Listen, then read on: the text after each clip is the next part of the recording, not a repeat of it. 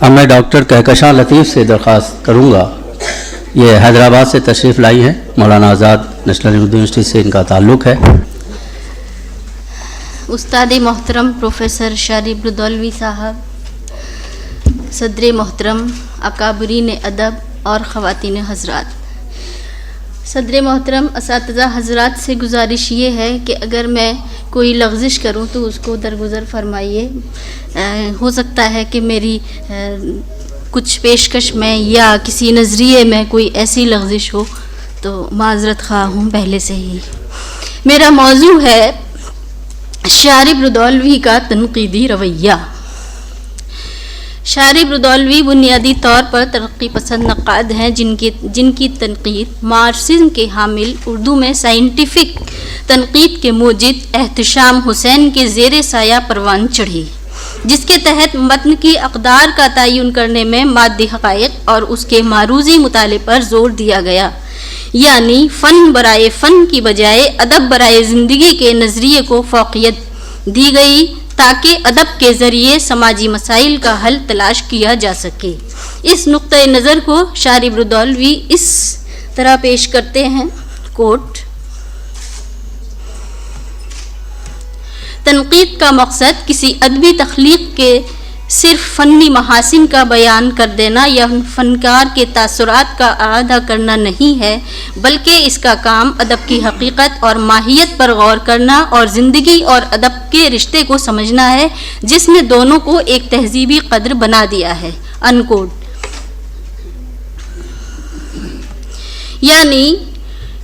یعنی اردو ادب میں انفرادیت کے قائل نہیں ہیں، بلکہ ادب میں حقائق کی بنیاد پر سماجی مقاصد کے حصول کے متلاشی ہیں۔ بالفاظ دیگر، ادب اور ادیب سماجی تعلق سے انحراف کرنے والے رویے کو ناپسند کرتے ہیں۔ ایسے لوگ جو ان کی نظر میں، کوٹ، ادب کو ادیب کی ذات تک محدود کر دینا چاہتے ہیں اور اس کا کچھ وہ مقصد سمجھتے ہیں تو مسرت و حظ اور تسکین کی تلاش۔ ایسے لوگ انفرادیت پر زور دیتے ہیں اور سماجی عوامل و حالات کے اثرات کو اہمیت نہیں دیتے۔ اس زمانے میں اس قسم کی تنقیدوں کو ایک قسم کا رد عمل کہا جا سکتا ہے، لیکن صحت مند تنقید کی صف میں شامل نہیں کیا جا سکتا، کیونکہ اس کا مقصد صرف بعض ناقدوں پر اعتراض کرنا ہے اور ایسی تنقید نکتہ چینی کی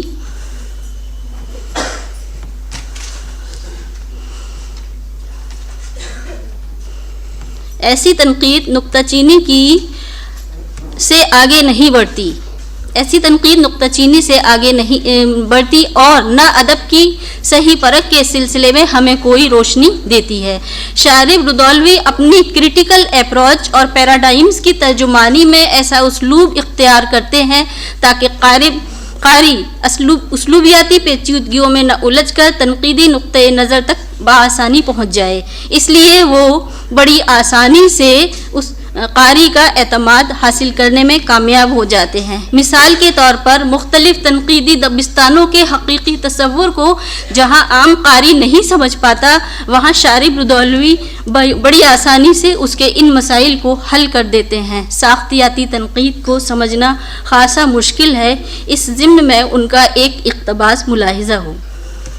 کوٹ: جہاں تک ادب کا تعلق ہے تو یہ کہا جا سکتا ہے کہ ساختیاتی نقادوں کی ادب کے مطالعے کی کوشش ایک زبان کی حیثیت سے رہی ہے، جن کی نگاہ میں ہر متن کی حیثیت ایک پیرول یا مخصوص محاورہ زبان کی سی ہے، جسے ادب کی شریعت کی تلاش سے تعبیر کیا گیا ہے۔ اس حد تک ساختیاتی تنقید کو اصناف کے ذریعے مطالعے کی توسیع کہا جا سکتا ہے۔ ساختیاتی ناقدوں کی نگاہ میں ادب میں کوئی لفظ یا ہیئت متبادل لفظ یا ہیئت کے انتخاب کے امکانات سے خالی نہیں ہوتا، اور اس طرح کے متبادل لفظ یا ہیئت اس کے معنی پر اثر انداز ہو سکتے ہیں یا اس کے بالکل مختلف معنی پیش کر سکتے ہیں۔ اقتباس خط: جدید تنقید، اصول اور نظریات۔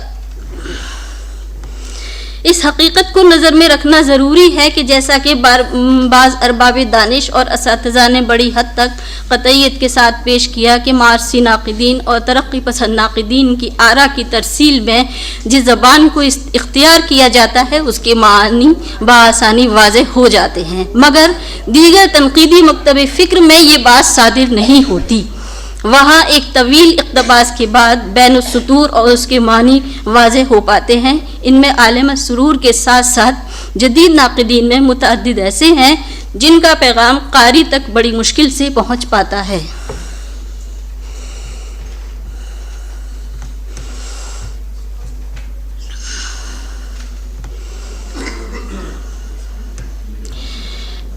یہاں یہ ذکر کرنا ضروری ہے کہ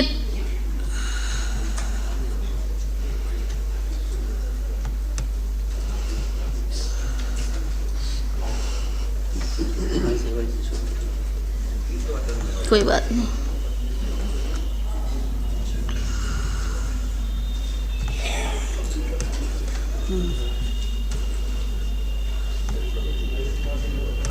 ایک بات میں یہ کہنا چاہتی ہوں کہ میں نے شارب سر کی تنقید کے توسط سے تنقید سیکھی، اور میں نے یہ دیکھا کہ تنقید میں جتنے بھی دبستان ہیں ان کا بہت انسانی علوم سے گہرا رشتہ ہے، اور تمام علوم خواہ وہ سماجیات ہو، تاریخ ہو، نفسیات ہو، کوئی بھی لسانیات ہو، اس میں شارب سر کی نظر بہت گہری رہی اور انہوں نے اس کے تصور کو بہت ہی واضح انداز میں پیش کیا۔ ایک اور بات میں یہاں کہنا چاہتی ہوں کہ چونکہ میرا تعلق شعبہ ترجمہ سے ہے اور میں نے ترجمہ اور تنقید کے حوالے سے جو کچھ پڑھا تو اس سے یہ بات ثابت ہو گئی کہ خاص طور سے انگریزی تنقید بغیر ترجمے کے آگے نہیں بڑھی، لیکن یہ خوش نصیبی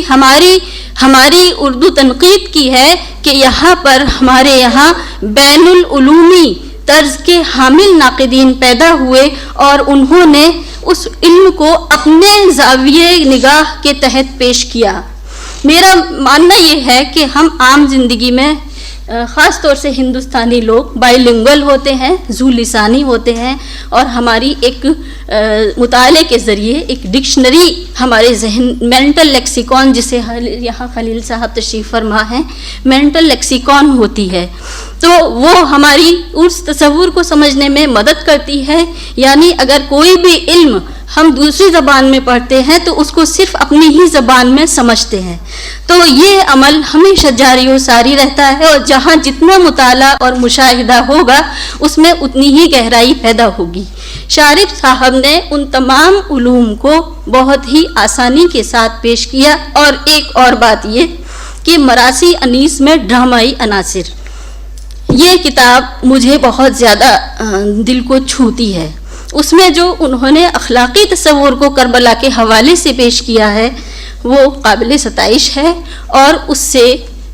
ہندوستانی کلاسیکیت کے جو پیمانے ہیں ان کو وضع کرنے میں خاصی مدد ملتی ہے۔ میں پہلے تو استاد محترم کا ایک تو جو میرا رشتہ رہا ہے اس کی وجہ سے میں فرد جذبات سے بہت اور کچھ کہہ نہیں سکتی، لیکن اور ایک اور بات میں یہ کہنا چاہتی ہوں کہ آج بھی سر ہماری ہر طرح سے رہنمائی کرتے ہیں۔ اگر کوئی تنقیدی نقطۂ نظر اگر ہماری سمجھ میں نہ آئے تو ہم ان سے فون پہ بات کر لیتے ہیں، اس کے لیے سر کے ہم ہمیشہ مشکور اور ممنون رہیں گے۔ شکریہ۔